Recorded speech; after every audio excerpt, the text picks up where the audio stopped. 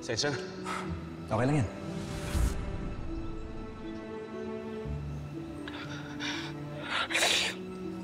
Manuel, let's go. Bakit ka na dito? Ba't sinasaktan ng babae ngayon nanay ko, ha? Manuel, halika na. Ha? Tinataboy na tayo. Halika na. Pwede ba? Tama na!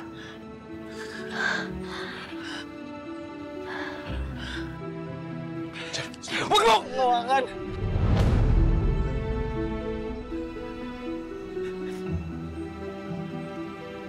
Huwag na huwag kalalapit sa nanay ko, ha? Pati ang babae mo! Hoy! Hindi ako basta babae lang niya. Asawa ko to! Yung nanay mo pagsabihan mo kumakabit sa may asawa! Sir, pwede ba? Tama na! Dito dali natin sa ospital. Yan lang. Nay, yung bagyo. Umayos ka na! Hoy! Makapastos mo! Bago pa kita masaktan! Manuel!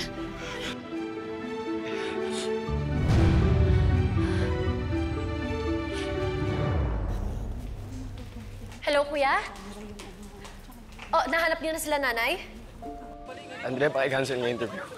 Ha? Bakit? Kailangan namin dalhin si nanay sa ospital, eh. Ano nangyari kay nanay? Hindi, nasugat lang siya. Mamaya na ako magkikwento sa bahay. Kaya sabi kayo sabi, pasensya, ha? Okay, sige, kuya.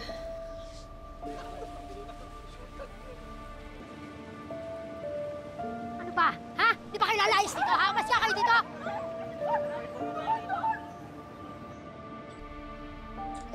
Mamaya mag-explain si kuya, ha?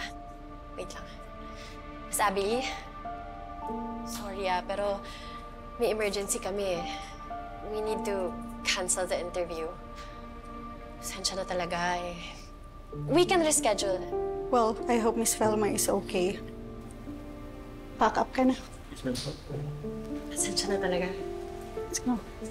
Ayusin mo lahat yan, pati ito. Tara na. Excuse me po. Bakit ka pa kasi nakapagkita sa babaeng yun? Tinan mo tuloy nangyari sa akin. Hindi naman namin sinadya magkita eh. Sinadya. Sinungaling ka. Napahiya ako sa mga tao doon. Eh, ikaw naman nagpahiya sa sarili mo eh. Di ba ikaw unang sumugod? Tapos nung ginantihan ka, sabihin mo, napahiya ka? Kinakampihan mo pa rin talaga siya? Ha? Kinakampihan mo pa rin yung babae yun? Pwede ba tumigil ka na? At kung hindi, ano? Kung hindi, mag-isa kang uuwi sa hotel. At wala kang kasamang asawa pagbalik mo ng Canada.